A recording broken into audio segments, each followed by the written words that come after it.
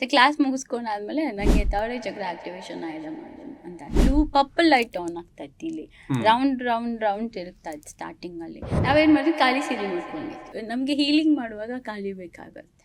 Black magic remove ಮಾಡಬೇಕು, ಅವಾಗ ಯಾರನ್ನ ಯೂಸ್ ಮಾಡ್ಕೊಳಕ್ಕಾಗುತ್ತೆ, ಖಾಲಿನ ಯೂಸ್ ಮಾಡ್ಕೊತಾ ಇದ್ದಾರೆ. ಕೃಷ್ಣ ಕಾಣಿಸ್ತಾ ಇದ್ದ, ಸುದರ್ಶನ ಚಕ್ರ ಕಾಣಿಸ್ತಾ. ಮುಂಚೆ ಎಲ್ಲ ನಮಗೆ ಕತ್ತಿ ತ್ರಿಶೂಲನೇ ಕಾಣಿಸ್ತಾ ಇತ್ತು, ಇವಾಗ ಸುದರ್ಶನ ಚಕ್ರ ಕಾಣಿಸ್ತಾ ಇರುತ್ತೆ.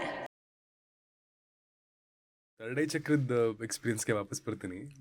ಫಸ್ಟ್ ಟೈಮ್ ಈಗ ಓಪನ್ ಆಯಿತು, ಇಲ್ಲಾಂದರೆ ಥರ್ಡ್ ಐ ಚಕ್ರದ ಎಕ್ಸ್ಪೀರಿಯನ್ಸ್ ಮಾಡಿದ ಇನ್ಸಿಡೆಂಟ್ ಹೇಗಿತ್ತು? ಥರ್ಡ್ ಐ ಚಕ್ರ ಆಕ್ಟಿವೇಶನ್ ಆದಾಗ ನಾನು ಮ್ಯಾಮ್ 2 o'clock ಕುತ್ಕೊಂಡಿದ್ವಿ. 2 o'clock ಮಧ್ಯರಾತ್ರಿ? ಇಲ್ಲ, ಮಧ್ಯಾಹ್ನ. ಓಕೆ. ಸೊ ಕ್ಲಾಸ್ ಮುಗಿಸ್ಕೊಂಡಾದ್ಮೇಲೆ ನನಗೆ ಥರ್ಡ್ ಐ ಚಕ್ರ ಆಕ್ಟಿವೇಶನ್ ಆಗಿದೆ ಮೇಡಮ್ ಅಂತ. ಸರಿ ವಿಷನ್ ನೋಡೋಣ. ಫಸ್ಟು ನನಗೆ ನನ್ನ ಮ್ಯಾಮ್ ಕೊಟ್ಟಿದ್ದು, ದಿವ್ಯಾ ಸಿಂಗ್ ಅಂತ ಕೊಟ್ಟಿದ್ದು. ಅವ್ರು ಕೊಡುವಾಗ ಬ್ಲೂ ಪರ್ಪಲ್ ಲೈಟ್ ಆನ್ ಆಗ್ತಾ ಇತ್ತು ಇಲ್ಲಿ ರೌಂಡ್ ರೌಂಡ್ ರೌಂಡ್ ತಿರುಗ್ತಾ ಇತ್ತು ಸ್ಟಾರ್ಟಿಂಗಲ್ಲಿ. ಸೊ ಪರ್ಪಲ್ ಲೈಟ್ ಬಂದಾಗ ಅವ್ಳೊಂದು ಫ್ಲೋ ಆಗ್ತಿತ್ತು. ಅದಾದ್ಮೇಲೆ ವಿಷನ್ ಏನೂ ಕಾಣಿಸಿಲ್ಲ. ಅದಾದಮೇಲೆ ರೀಡಿಂಗ್ ತಗೊಳಕ್ಕೆ ಹೋಗ್ತಾ ಇದ್ದಾಗ ನನ್ನ ಕ್ವೆಶನ್ ಫಸ್ಟು, ನಾನು ಆಕಾಶಿಕ್ ರೆಕಾರ್ಡ್ ಕಲಿಯೋಕ್ಕಿಂತ ಮುಂಚೆ ನನ್ನ ಫಾಲ್ಟ್ಗಳನ್ನ ನಾನು ನೋಡ್ಕೊತಾ ಇದ್ದೆ. ಸರಿ, ನಾನು ಈ ಜರ್ನಿನಲ್ಲಿ ಸರಿ ಹೋಗಬೇಕು ಅಂದರೆ ಏನು ಮಾಡಬೇಕು? ಬೆಳಿಗ್ಗೆ 3 ಗಂಟೆ ಶಿವನ್ ಟೆಂಪಲ್ಲು ಮತ್ತು ಟೆಂಪಲ್ ಕಾಣಿಸ್ತು ಅಷ್ಟೇ. Of temple 3 o'clock. 3 ಗಂಟೆಗೆ ಎದ್ದು ಅಲ್ಲಿ ನಾನು ಅದನ್ನು ಬರ್ಕೊಂಡಿದ್ದು, ಅವಾಗ ಸ್ಟಾರ್ಟಿಂಗ್ ಅಲ್ವಾ. ಸೊ ರಿಟರ್ನ್ ಬುಕ್ ತೊಗೊಂಡು ಗ್ರೀನ್ ಪೆನಲ್ಲಿ ಬರ್ಕೊಂಡಾದ್ಮೇಲೆ ಯೋಚನೆ ಮಾಡ್ತಾ ಇದ್ದೆ, ಶಿವನ್ ಪೂಜೆನ ಬೆಳಗ್ಗೆ 3 ಗಂಟೆಗೆ ಎದ್ದು ಜಪ ಮಾಡಿದ್ರೆ ನೀನು ಈ ಜರ್ನಿನಲ್ಲಿ ಒಳ್ಳೆ ರೀಡರ್ ಆಗ್ತೀಯಾ, ಅದು ಅರ್ಥ. ಓಕೆ.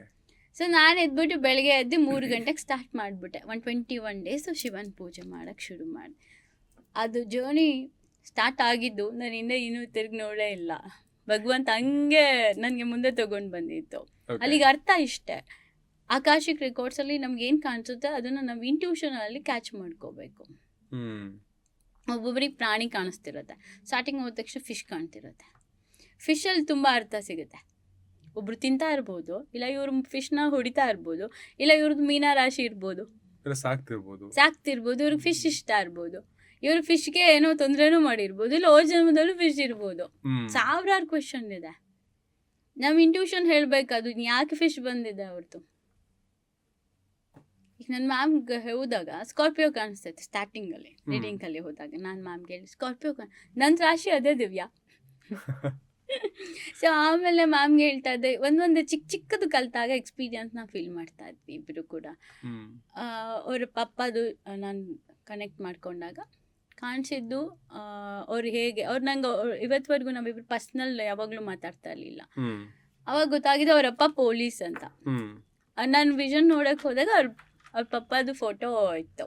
ಮ್ಯಾಮ್ ಯಾವುದು ಪೊಲೀಸ್ ಫೋಟೋ ಕಾಣಿಸಿದೆ ನಿಮ್ಮ ಮನೇಲಿ, ನಮ್ಮ ಡ್ಯಾಡಿ ಅದು. ಈ ಥರ ಎಕ್ಸ್ಪೀರಿಯನ್ಸ್ ಸ್ಟಾರ್ಟಿಂಗಲ್ಲಿ. ಓಕೆ. ಸೊ ಈ ಆಕಾಶಿಕ್ ರೆಕಾರ್ಡ್ಸಲ್ಲಿ ಅಂದರೆ ಈಗ ಬೇರೆಯವರ ಒಂದು ರೆಕಾರ್ಡ್ಸು ಅಥವಾ ಒಂದು ಗೂಗಲ್ ಹಿಸ್ಟ್ರಿ ನೋಡ್ದಂಗೆ ಅವ್ರ ಬಯೋ ಡೇಟಾ ಎಲ್ಲ ನೋಡ್ಬೋದು, ಬಟ್ ಸ್ವತಃ ತಮ್ಮದೇ ನೋಡ್ಕೋಬೋದಾ? ಸ್ವತಃ ನೋಡ್ಕೋಬೋದು. ಫಸ್ಟ್ ಸೆಲ್ಫ್ ಫೀಲಿಂಗೇ ಹೇಳ್ಕೊಳ್ಳೋದು, ಸೆಲ್ಫ್ ಫೀಲಿಂಗೇ ಕಲಿಬೇಕು. ನಮ್ಮನ್ನು ನಾವು ಇಂಪ್ರೂವ್ ಆಗದೆ ಹೇಗೆ ಬೇರೆಯವ್ರನ್ನ ಇಂಪ್ರೂವ್ ಮಾಡೋಕ್ಕಾಗತ್ತೆ ಅಲ್ವಾ? ಸೊ ಯಾವುದು ನಿಮಗೆ ಮೆಸ್ಮರೈಸಿಂಗ್ ಮೂಮೆಂಟ್ ಅಂದರೆ ನಿಮ್ಮ ಒಂದು ಆಕಾಶಿಕ್ ಹೀಲಿಂಗ್ ಮಾಡಬೇಕಾದ್ರೆ ನಿಮಗೆ ವಾವ್ ಅನ್ಸುತ್ತೆ ಫ್ಯಾಕ್ಟರು?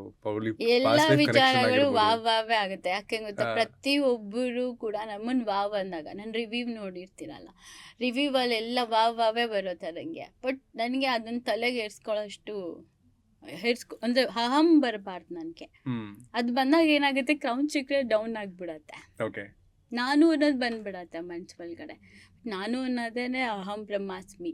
ಬಟ್ ಏನಾಗುತ್ತೆ, ವಾವ್ ಅನ್ನೋದು ತುಂಬ ಎಷ್ಟೊಂದಿದೆ.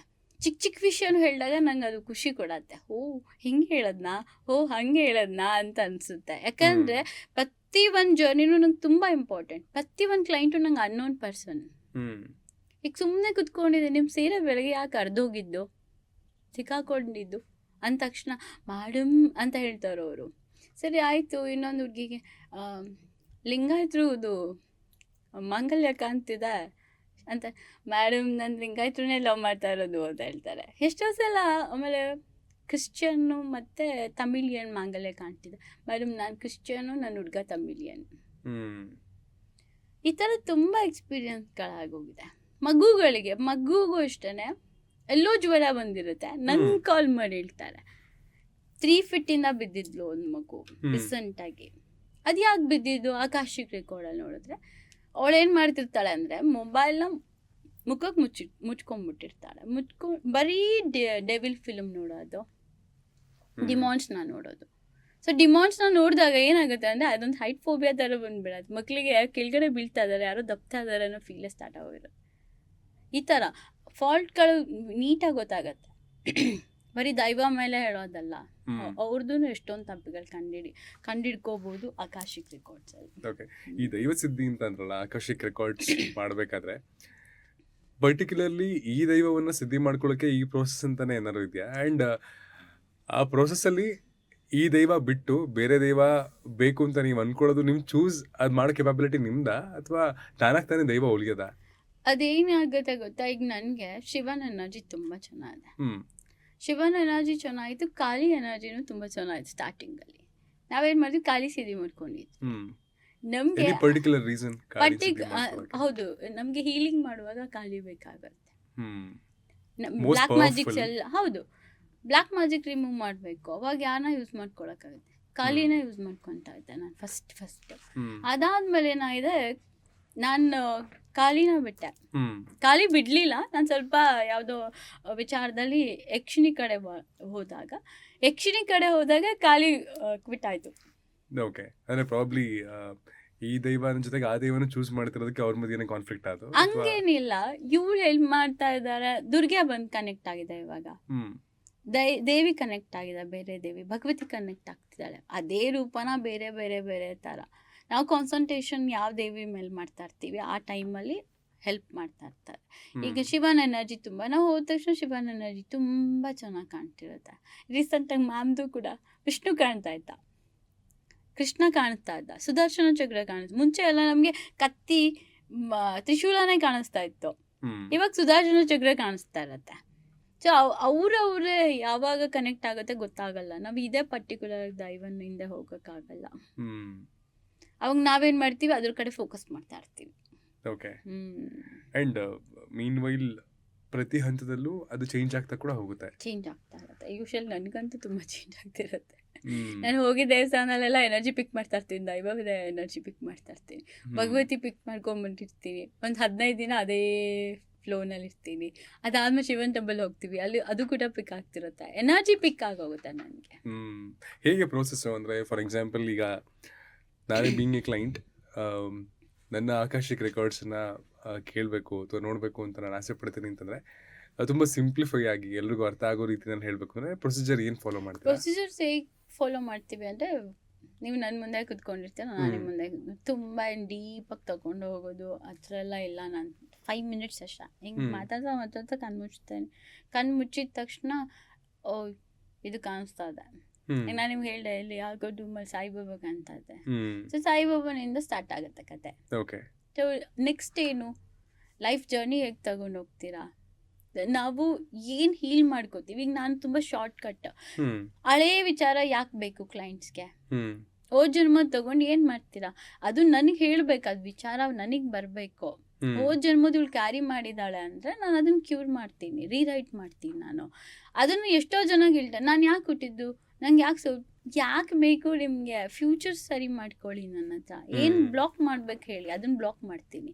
ಫಿನಾನ್ಷಿಯಲಿ ಓಪನ್ ಮಾಡಬೇಕಾ, ಫಿನಾನ್ಷಿಯಲಿ ಓಪನ್ ಮಾಡಿಸ್ಕೊಡ್ತೀನಿ. ಸೊ ಮೇನ್ ಪಾಯಿಂಟ್ಸ್ ತೊಗೊಂಡು ಬರಬೇಕು ನನ್ನ ಹತ್ರ. ಹಳೇ ವಿಚಾರಗಳೆಲ್ಲ ಕೇಳುವಾಗ ನನಗೆ ವೇಸ್ಟ್ ಅನಿಸುತ್ತೆ, ಆ 1 hour ರೀಡಿಂಗೇ ವೇಸ್ಟ್. ಈಗ ನೀವು ಅಷ್ಟೇ, ನನಗೆ ಮೇನ್ ಏನು ಬೇಕು ಕ್ವೆಶನ್, ಫಿನಾನ್ಷಿಯಲಿ ನೇಮು ಫೇಮ್ ಬೇಕು, ನಾನು ಅದನ್ನು ಬ್ಲಾಕ್ ಓಪನ್ ಮಾಡಿಕೊಡ್ತೀನಿ. 48 hours 24 hoursಲ್ಲಿ ನಿಮ್ಗೆ ರಿಸಲ್ಟ್ ಸ್ಟಾರ್ಟ್ ಆಗುತ್ತೆ. ಸೊ ಅದನ್ನು ಕ್ಯಾರಿ ಮಾಡ್ಕೊಂಡು ಹೋಗೋದು, ಇನ್ಸ್ಟ್ರಕ್ಷನ್ ಫಾಲೋ ಮಾಡ್ಕೊಂಡು ಹೋಗೋದು. ಸೊ ಇಲ್ಲಿ ದೈವದ ಇನ್ಸ್ಟ್ರಕ್ಷನ್ಸು ಅಥವಾ ಅದರ ರೆಫರೆನ್ಸ್ ಹೇಗೆ ಬರುತ್ತೆ ನಿಮಗೆ? ನಾನೊಂದು ದೇವದೂತ, ನಿಮಗೆ ನಿಮ್ಮ ಸೋಲ್ಗೆ ಮತ್ತು ದೇವ್ರ ಮಧ್ಯ ನಾನೊಂದು ಕನೆಕ್ಟಿವಿಟಿ ಅಷ್ಟೇ. ಇಲ್ಲಿ ನಾನೇನು ದೇವರಲ್ಲ, ನಿಮ್ಮ ಸೋಲ್ಗೆ ನಿಮ್ಮ ದೈವಕ್ಕೆ ನಾನು ಒಂದು ಕನೆಕ್ಟಿವಿಟಿ ಅಷ್ಟೆ. ಏನಂದರೆ ನಿಮ್ಮದು ನಾ ಇಲ್ಲಿ ಹೇಳೋದು, ದೈವದು ನಿಮಗೆ ಹೇಳೋದು. ಓಕೆ, ಎಷ್ಟು ಪ್ರಾಬ್ಲಮ್ ಸಾಲ್ವ್ ಆಗೋಗುತ್ತೆ ಇದರಲ್ಲಿ.